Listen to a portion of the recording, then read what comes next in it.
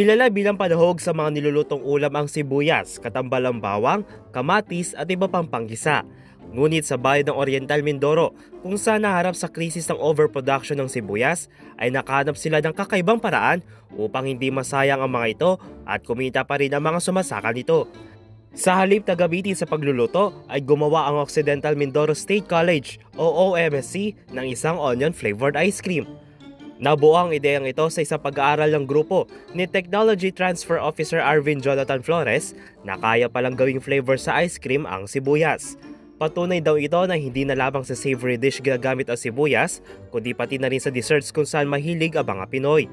Pero bukod sa ice cream, ay gumawa rin ang grupo ng ilang onion-based products tulad ng pandesal, vinaigrette, wine at paste na kasalukuyang tinitinda lamang sa paaralan. Patunay din daw ito na maraming oportunidad sa sibuyas na maaari pagkakitaan bukod sa pagbebenta lamang ito sa mga palengke.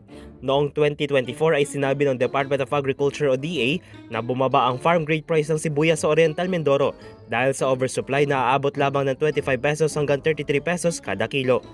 Sa ngayon isinasapidal pa ng OMSC ang labeling ng onion ice cream, kabilang ang nutritional facts at ang shelf life nito bago opisyal na ialok sa publiko. Paniniyak ng grupo na marami ang natuwa sa lasa nito na kakaiba at para sa mga nais matikman ay mabibili sa OMSC Food Processing Center sa Barangay Murta, San Jose Occidental, Mindoro. Para sa DZRH TV, ito si Dustin Bayog. Una sa Pilipinas, una sa Pilipino.